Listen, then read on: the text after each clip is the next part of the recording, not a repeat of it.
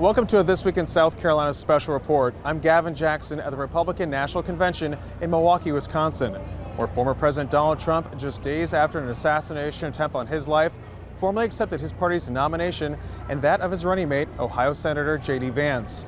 The attempt on Trump's life on Saturday, July 13th, has energized the thousands of supporters in the heart of one of the most important swing states in play this November, which is set to be one of the most consequential. As part of our continuing coverage of election 2024, myself, reporter Mayan Schechter, and producer Amy Crouch have embedded with the South Carolina delegation this week, where 50 delegates and 47 alternates were in attendance. SCETV and South Carolina Public Radio were the only news outlet with the delegation all week, attending daily breakfasts and events with the state's congressional delegation, governor, and lieutenant governor. We were given exclusive access to folks throughout the week, including Governor Henry McMaster, who back in 2016 was the first statewide elected official in the country to endorse Trump. That got McMaster a key spot at that year's RNC, naming Trump the nominee, and so began a strong and enduring relationship between the two. While McMaster didn't speak this year, we did ask him about the convention and that attempt on Trump's life. But you look at Donald Trump, who from the very moment he announced has been under attack by his opponents, the left, and people in between. And they've tried to put him in jail. They've criticized his family, they've criticized his work. And the only thing left was something physical like this. And then there that came with an attempted assassination. But for his turning his head slightly to look to his right, that bullet would have gone in his head, and he'd be dead right now. And that was on the minds of people last night. And I tell you, it was on his mind too. When he came walking out, that was his first public appearance. And I was sitting up there in that family box, and I could see the tears in his eyes when the people were cheering and supporting him. And you don't see that sort of thing very often, but I saw it then anyway. So the enthusiasm, the love is the right word, the support, the excitement in that arena yesterday and last night, particularly when he came out, was something that this is my 10th Republican National Convention, and I have never seen anything like that. This is a rare time. I'd like everybody to know, whether you're for him or against him or whatever, this is a rare time in American history, and we have to be sure we do the right thing. Governor, you said it was on everyone's minds. It's, of course, still very fresh. When we think about what could have happened, the horrible possibility there, what could have happened to this party, with this country, do you think? I mean, we heard former Republican presidential candidate Vivek Ramaswamy say we were within a hair's breadth of a potential other civil war. Do you think it would have been that extreme, or how do you think things could have been? I don't know. I mean, the Civil War was quite something new. Another Civil War. I don't know. I guess maybe the historians will have to try to look at their crystal balls and look back and look forward. But I think it would have been a period of great chaos for us, because here we would be, if he had been disabled, let's just say that, then you can't postpone the convention.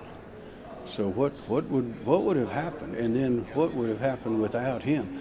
I believe that he is the only man on the scene today that can do what I think and everybody in that arena thinks is necessary right now. He is strong. As I said one time, he is the face of strength in America today, and without his perseverance, I don't know what would happen. And in the arena, in the convention, I think that no telling what would have happened. Technically, I think there would have been campaigns going on, different candidates presenting themselves and trying to get elected, and we'd be working through the different delegations trying to get the votes. But there's only one Donald Trump, and just like there's only one Ronald Reagan. I remember him very well. I got to be with him a little bit way back, admire him, and I admire Donald Trump. In fact, I think they're a lot, very much alike.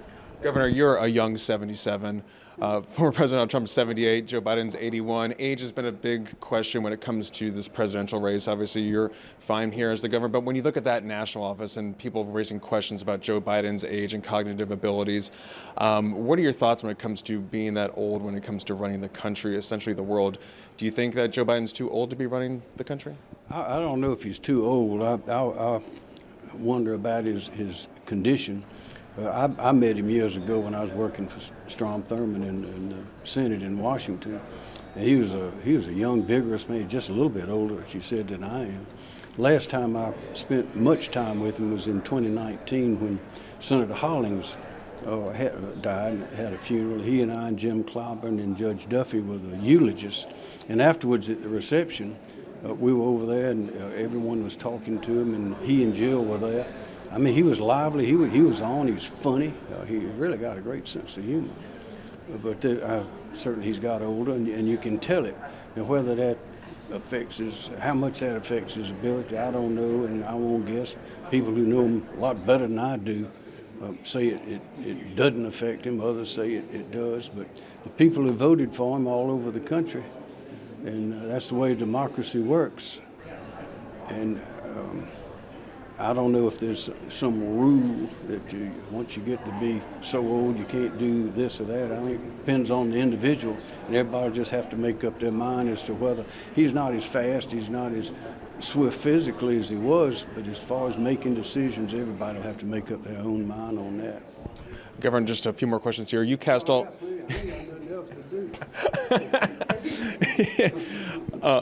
Governor, Monday evening, you cast all 50 delegate votes for former President Donald Trump for his nomination. He was formally nominated. Shortly thereafter, Ohio Senator J.D. Vance was also announced as his running mate. What are your thoughts on Senator Vance being named his running mate? And if you've met him, if you have interactions with him, what are your takeaways from that? I don't really know J.D. Vance. I know the others.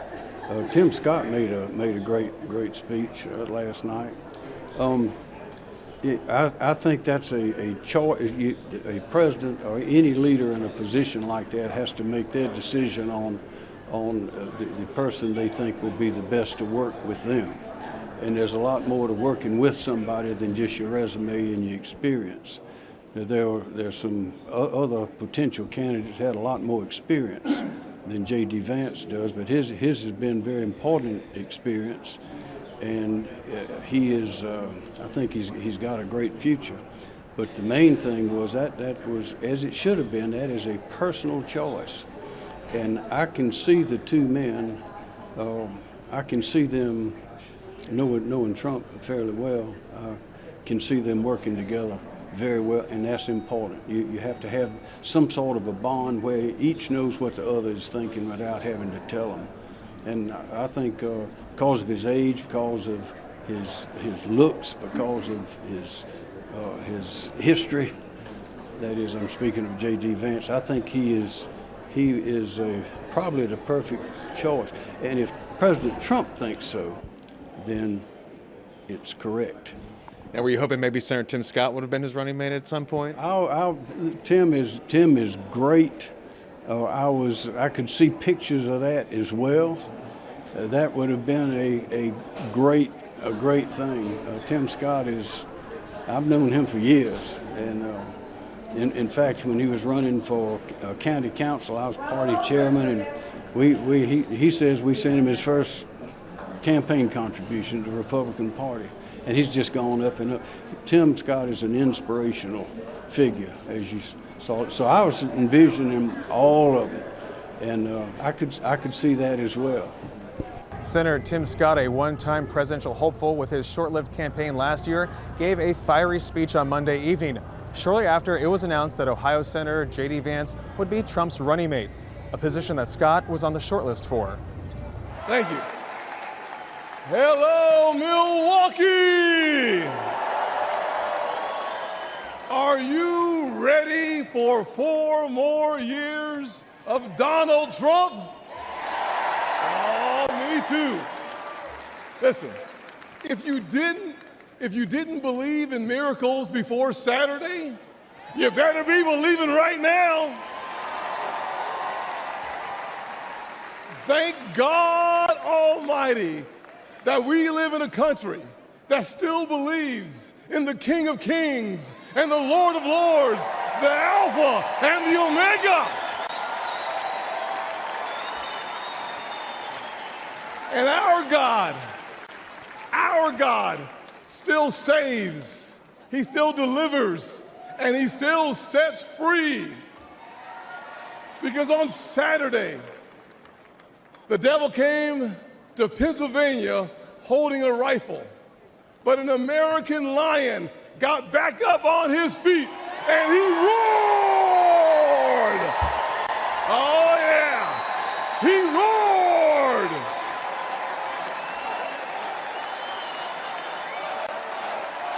Yeah, yes he did.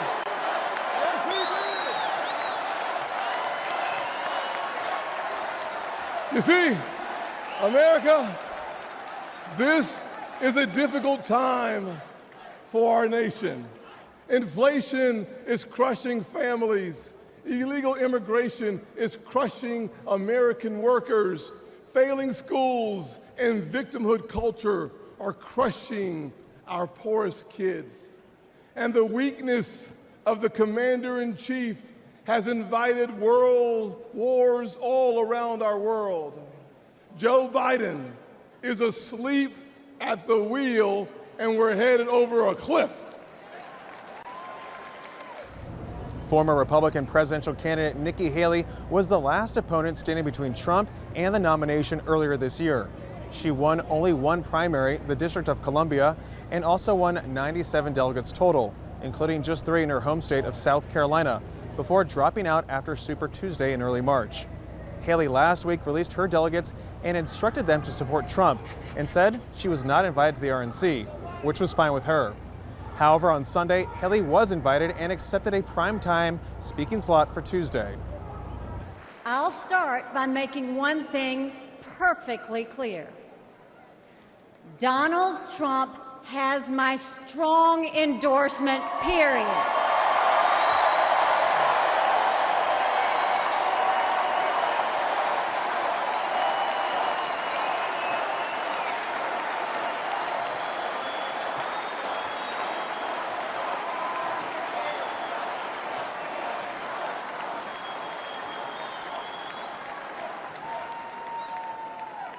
Our country is at a critical moment. We have a choice to make. For more than a year, I said a vote for Joe Biden is a vote for President Kamala Harris. After seeing the debate, everyone knows it's true. If we have 4 more years of Biden or a single day of Harris, our country will be badly worse off. For the sake of our nation, we have to go with Donald Trump.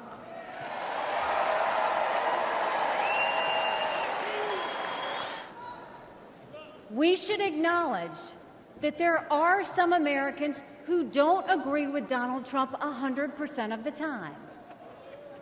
I happen to know some of them. And I want to speak to them tonight.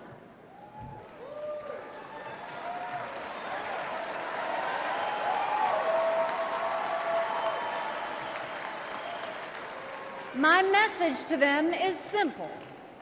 You don't have to agree with Trump 100% of the time to vote for him.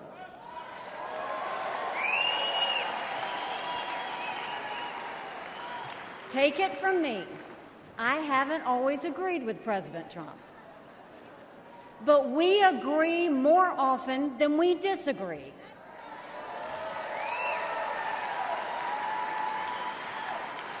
We agree on keeping America strong. We agree on keeping America safe.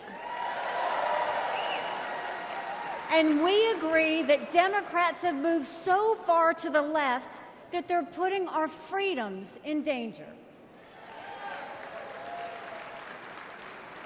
I'm here tonight because we have a country to save. And a unified Republican Party is essential for saving her.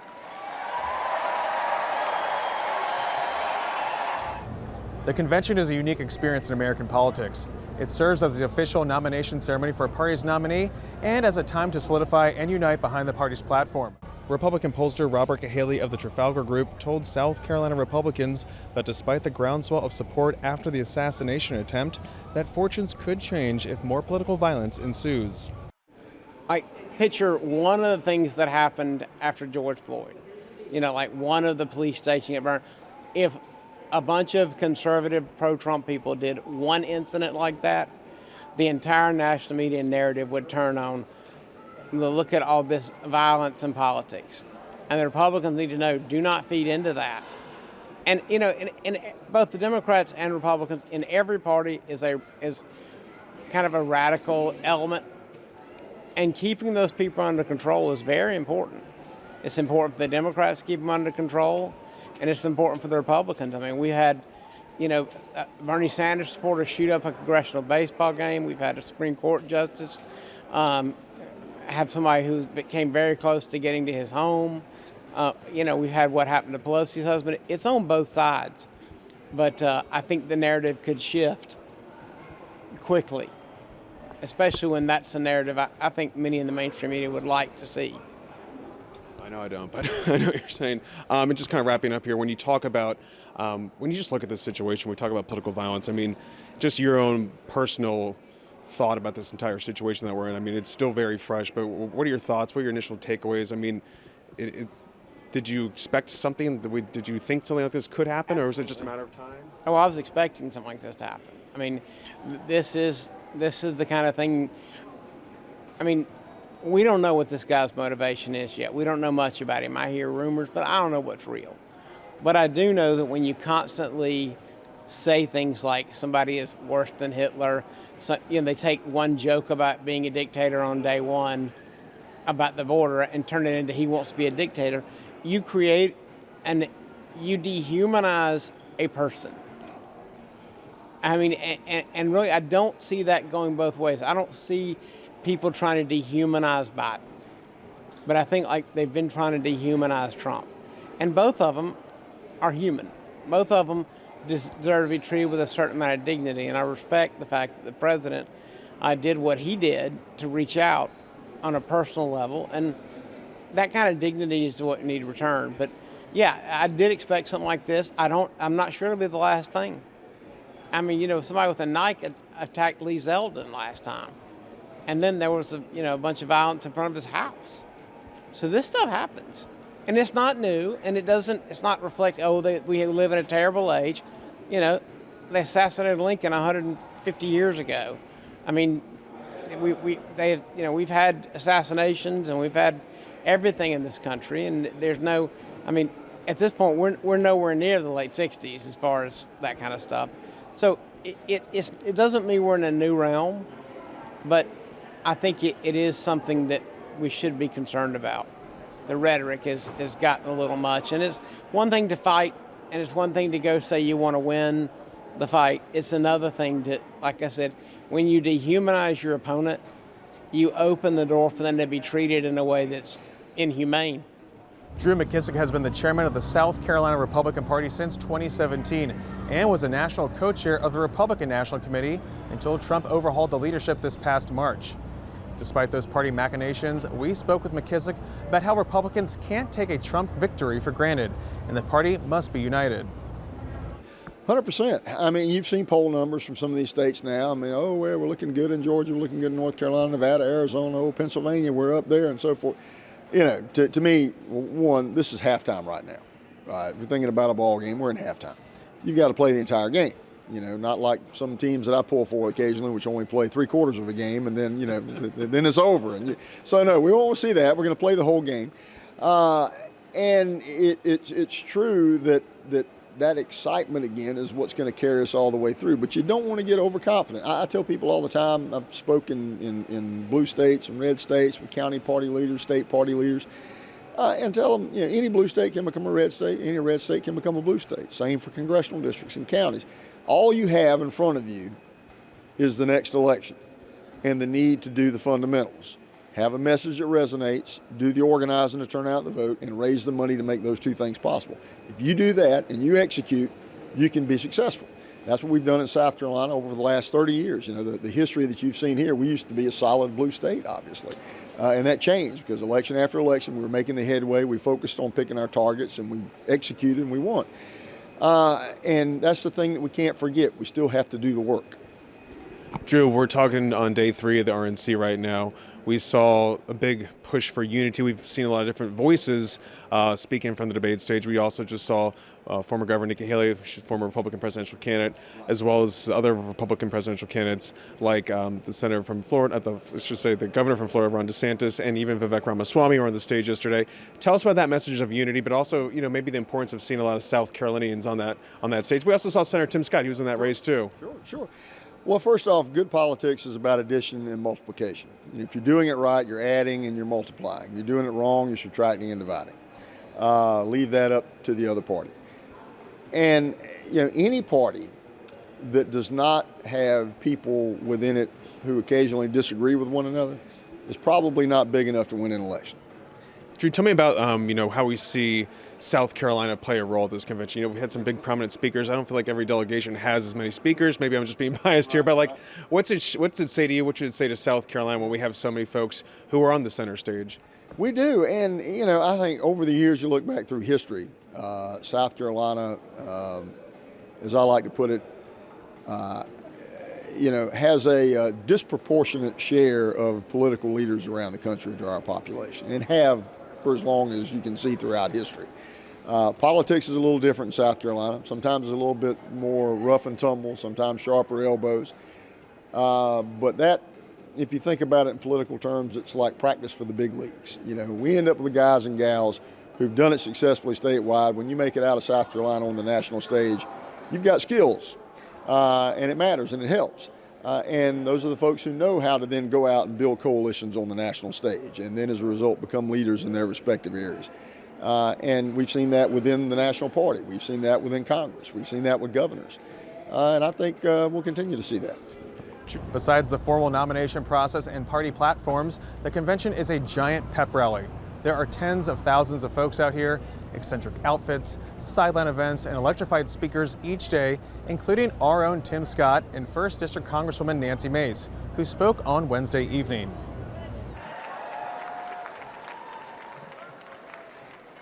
I'm a single mom and a rape survivor. To women tonight who can relate, please know you have a friend and a sister in me. And I will fight like hell for you.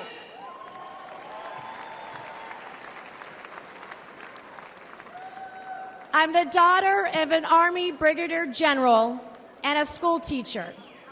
I've admired my dad's Distinguished Service Cross from Vietnam. I've endured the rigors of a Citadel education. And today I represent a district that includes Parris Island, where we make Marines.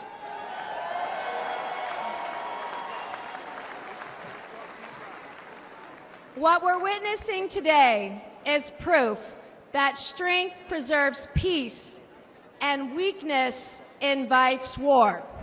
Of course, the biggest night of any convention is the final night in which the nominee gives their formal acceptance speech.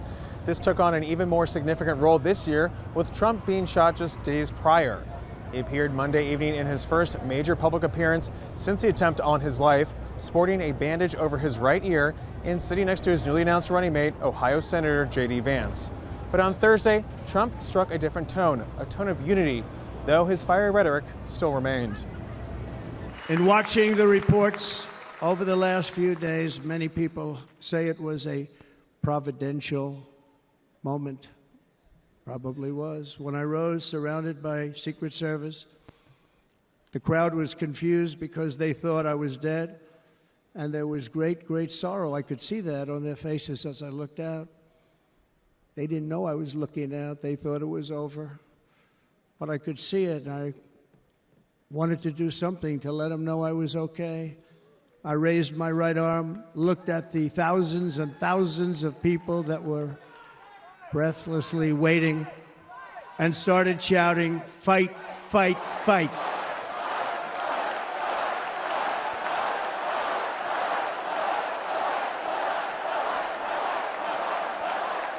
Thank you. Once my clenched fist went up, and it was high into the air. You've all seen that. The crowd realized I was okay and roared with pride for our country like no crowd I have ever heard before. Never heard anything like it. For the rest of my life, I will be grateful for the love shown by that giant audience of patriots that stood bravely on that fateful evening in Pennsylvania. It was a historic week in Milwaukee as the Republican Party unified behind its ticket and bonded in their excitement as they looked beyond the attempt on their leader's life. This week provided an initial reaction to how the ramifications of that event will affect the race and the country's future going forward. Everyday Americans are rightfully concerned about where we are heading as a country. Despite our differences, political or otherwise, at the end of the day, we are all Americans, stronger together than divided. And stay tuned for our coverage of the Democratic National Convention and the South Carolina delegation in Chicago coming up in August. We'll leave you tonight with some sights and sounds from the convention. For South Carolina ETV, I'm Gavin Jackson. Be well, South Carolina.